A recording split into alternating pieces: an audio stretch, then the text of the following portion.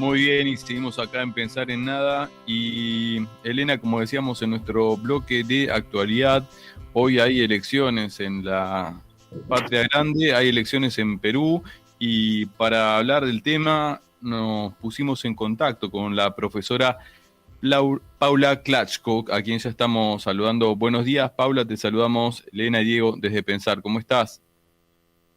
¿Qué tal? ¿Cómo les va? Hola Paula, bienvenida. Bien, ¿Qué tal? bien. Gracias.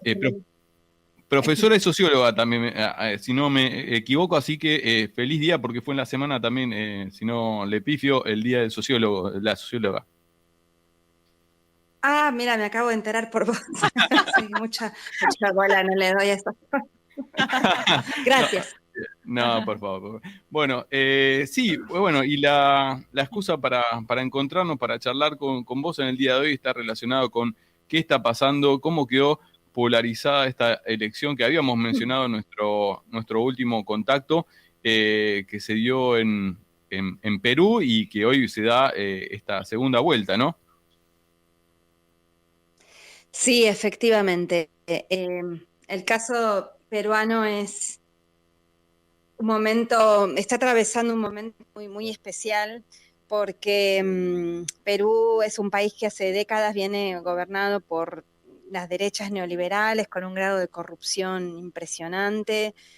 Y hoy, lamentablemente, por un lado tenemos como una esperanza muy grande puesta en uno de los candidatos de esta segunda vuelta electoral, de este balotaje, que es el profesor Pedro Castillo, pero por otro lado nos vienen las sombras más oscuras del pasado, de la mano de la otra candidata, que es Keiko Fujimori, que es la hija del dictador Alberto Fujimori, lo deben recordar, allá por los 90, mientras acá gobernaba también el neoliberal Menem, traicionando los ideales del peronismo, del justicialismo. Bueno, también Fujimori llega por medio de los votos, pero después, una vez en el gobierno, realmente ejerce un autogolpe, una dictadura en la que suspende al Congreso directamente, interviene, prohíbe a los partidos políticos. Y que de hecho Son momentos después se de tuvo que, abdicación. Sí. de hecho después salió huyendo, ¿no? Hubo que ir a buscarlo a Japón, a pedir la extradición, fue procesado, tuvo un juicio y tuvo sentencia contra derechos humanos también, ¿no? Para los que no recuerdan por ahí tanto la situación. Así es, torturas, masacres, asesinatos, exactamente. Fue un momento no solamente en lo económico, en el neoliberalismo, sino que a diferencia de otros casos, de la mano de una dictadura, sí, de un gobierno que suprime el ejercicio político y aplica el terrorismo de Estado, lisa y llanamente. Pero ahora ese señor está preso. Muy bien, vos mencionaste rápidamente su lamentable trayectoria y ahora está preso, que es el padre. Y además, bueno, perdón. Ay, No, yo no solamente. me pregunto, no escuché nada relacionado al tema, pero en el caso de ser electa la hija, no sé si está presente, porque hace unos años sí estaba presente en el discurso de Keiko, de que iba en el caso de llegar a indultar o a pedir la liberación del padre. No sé cómo viene en la actualidad ese discurso, si lo camufló, lo dejó de mencionar. No sé si sabes. No, sigue diciendo lo mismo, sigue diciendo que va a liberar a su padre, o que lo va a amnistiar, o no sé, no me acuerdo bien qué palabra usa, pero sigue con lo mismo, sí, exactamente, no sé, digo, porque bueno, podría diferenciarse de su padre, no tiene la culpa de ser pero la hija de quién es, pero sí, claramente esta señora siguió la trayectoria de su padre, es la heredera política de todo ese reino de corrupción y de manchado de sangre y bueno, de hundir a las masas populares del Perú todavía más. Realmente es un escenario complicado, pero además Keiko tiene un montón de causas en contra y juicios y procesos abiertos y si ella no gana las elecciones, o sea, está en juego también su futuro personal, porque si ella no gana las elecciones, va presa, o sea, tiene altísimas probabilidades de que la metan presa por 30 años. Cosa que si lamentablemente gana las elecciones, quedarían en suspenso por 5 años lo que dura el mandato presidencial. Así que este es el escenario en Perú, muy polarizado, como se darán cuenta.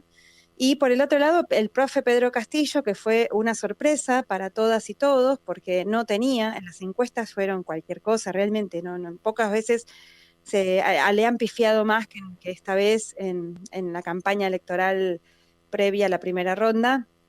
Las empresas encuestadoras, la candidata que tenía más chances del espacio de izquierda, centro-izquierda, del progresismo, digamos, era Verónica Mendoza, pero un mes antes comenzaron a hacerle una campaña de difamación durísima. Bueno, ustedes saben que, como sucede en la mayoría de los países, los medios son acérrimamente neoliberales y están muy vinculadas a las familias del establishment.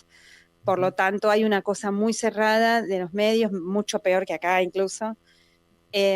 Y bueno, le hicieron toda una campaña, con lo cual se fue bastante a pique esta mujer, Verónica Mendoza, pero hubo esta agradable sorpresa del profe Castillo, que, bueno, realmente es una esperanza muy fuerte para los que no conocen. Él es un señor de campesino, maestro rural, campesino por su origen, quiero decir, del campo. Él es maestro, de profesión maestro y sindicalista, maestro incluso de una lista minoritaria dentro del sindicalismo, que llevó a cabo una lucha muy grande en el 2017, en el 2019. Es un señor de sombrero, o sea, muy, muy, muy como su pueblo, muy como las y los de abajo de Perú, y eso es realmente una esperanza. Es como Evo Morales, que fue un presidente que se parece a su pueblo, y bueno, lo mismo con este señor que llegó así muy sorpresivamente, sin redes, sin fortunas en la campaña, con los medios en contra, y salió primero en la primera ronda electoral, pero solamente con un 20%, porque hay una dispersión total. Así que ahora es el que pasa la segunda vuelta con Keiko, pero en él se resumen un montón de anhelos históricos del pueblo peruano, en su programa, quiero decir. Sí, sí. Paula, ¿cómo, Sí. cómo debería ser el resultado, digamos, ¿no? No sé cómo es el sistema, si es parecido, si compartimos sistema electoral, cómo debería ser para que resultara electo. Los números de la Los segunda números, vuelta. claro, en la segunda, cómo se tendría que dar para que fuera algo favorable, bueno, a Castillo y en consecuencia al pueblo trabajador de Perú, ¿no? Y no, la segunda vuelta ya es el que tiene un voto más que el que tiene más del 50, ya está, porque se cuentan los votos efectivamente, o sea, se cuentan solo los votos que no sean en blanco, y ya por 1% se gana, ¿no? Uno va a tener, qué sé yo, 51 y el otro 49, o no sé, o 40, lo que sea, la diferencia que sea, pero ya con el mínimo porcentaje se gana, porque es el balotaje, igual que acá. Así que estamos muy pendientes. Porque digamos, o qué está diciendo el mundo en general de cómo viene, digamos. ¿Hay una esperanza real? O más allá porque digo, si vos dijiste, pudo ser el primero, pero con esta dispersión, ahora ¿hay alguna posibilidad de que esos votos dispersos en otros candidatos de la izquierda se reúnan y puedan decirle, bueno, no queremos más a Fujimori acá? Claro, porque como decía sí. Paula, en la primera vuelta, todos los primeros candidatos quedaron en el 20 o menos. Quiere decir que entre Keiko y Castillo deben haber cubierto el 40% de los votos de la población. Quiere decir que hay un 60% que tiene que reformular su planteo, su voto, y elegir entre una de las dos opciones. Queda bien polarizada la elección, ¿no? Sí, pero eso se acomodó rápidamente, porque primero la primera opción más importante izquierda, además de la de Pedro Castillo, que era la de Verónica Mendoza, rápidamente acordaron y cerraron en el apoyo a Pedro Castillo, al igual que otras opciones más pequeñas de izquierda o de centroizquierda. Y del otro lado, mucho más rápidamente, toda la derecha y todos los partidos de centro-derecha salieron rápidamente a apoyar, a cerrar filas con Keiko Fujimori. Incluso supuestos liberales, liberales en su filosofía política y neoliberales en sus posturas económicas, que eran supuestamente acérrimos opositores y críticos del Fujimorato, como así lo llaman, como por ejemplo Vargas Llosa, enseguida no le titubeó el brazo para ir a cerrar filas con la que todo, décadas denunciándola como corrupta, ladrona, todo, y no le tembló el pulso para ir enseguida a pedir su apoyo. Lo mismo, bueno, lo clásico, todas las derechas a nivel internacional, cuadrando, apoyando o llamando a votar, con la excusa de otra vez, como suelen hacer en los últimos años, de reflotar una supuesta guerra fría, acusándolo a Pedro Castillo de que se viene el comunismo, digo, con cosas realmente muy, muy bajas, muy ridículas de otro tiempo, como que el profe Castillo te iba a expropiar tu auto, tu casa, no salen con todas esas huevadas que realmente allá lo llaman también terruqueo. El terruqueo es... ¿Cómo? Terruqueo. Terruqueo es acusar de terrorista. Sí, les hacen lo que ellos llaman, les hacen el terruqueo. Los acusan de terroristas porque, bueno, otra vez tratan de reflotar la imagen de Sendero Luminoso, tratar de hacer quedar pegada la imagen de Pedro Castillo a las experiencias de Sendero. Por ejemplo, hace 2 semanas aproximadamente hubo una masacre en un pueblo y se la adjudicaron a Sendero Luminoso y trataron de vincularlo a Castillo, cuando esto no tiene nada que ver porque incluso Castillo formaba parte décadas atrás de agrupaciones que combatían contra Sendero, siempre fueron opuestos a Sendero Luminoso. Pero y ahora mismo ese misma masacre se descubrió que no tenía nada que ver con cuestiones políticas incluso.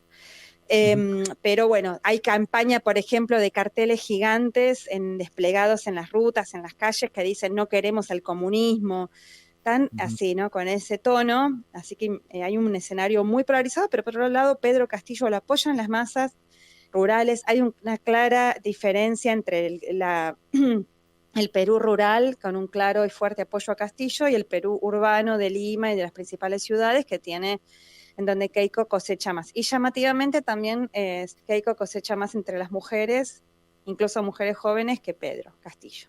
Pero sí, respecto a lo que me preguntaba Elena, las encuestas, desde el principio que se anunció la segunda vuelta con estos 2 candidatos, enseguida Pedro Castillo tenía una diferencia muy grande sobre Keiko, que eso lamentablemente, por lo menos lo que arrojan las encuestas, se fue achicando esa diferencia.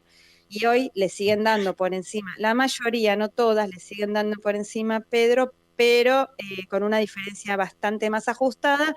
Y lo último que digo es que también hay como aproximadamente un 10-15% que no saben o contestan las encuestas y que sería un poco tal vez lo que definiría el voto ahora. Los indecisos que definen. Exactamente. Bueno, profe, hasta ahí entonces el repaso de Perú, pero sabemos que en América Latina las heridas siguen abiertas. La última vez que nos contactamos estábamos esperando ansiosos el resultado de la segunda vuelta en Ecuador, que finalmente le dio el resultado. Cierto, fue ese mismo día, me parece. Sí, le dio al sector anti-Correa. Sabemos que también hay unas elecciones de medio término en México. No sé, en Colombia, si tenés alguna información, nosotros tuvimos la oportunidad hace 15 días de hablar con periodistas que estaban queriendo comentar lo que viene haciendo el sector de Duque, de Uribe. Y bueno, nada, vos mencionabas recién a esto del terruqueo y no puedo dejar de pensar en todo el proceso que llevó Uribe a desarticular la FARC y eliminar estos últimos meses, años a todo lo que son líderes sociales, líderes y lideresas sociales, y bueno, la situación a la que está Colombia en este momento, ¿no? No sé si tenés alguna reflexión sobre el tema.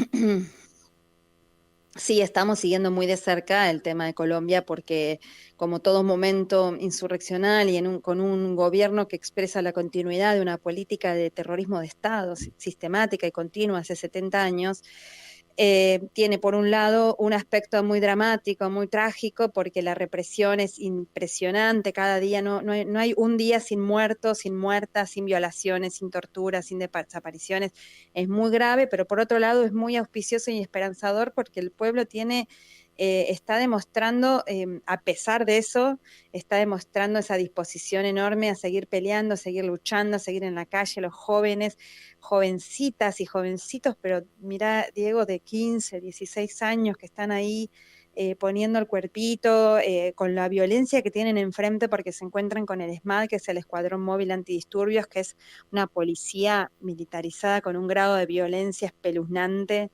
Y bueno, están ahí, están organizados. Hoy creo que es el día, mira, por ahí la pifio, pero me parece que es el día 39, y si no es el día 39 es el 40 día de paro. Tienen a Colombia y a las principales.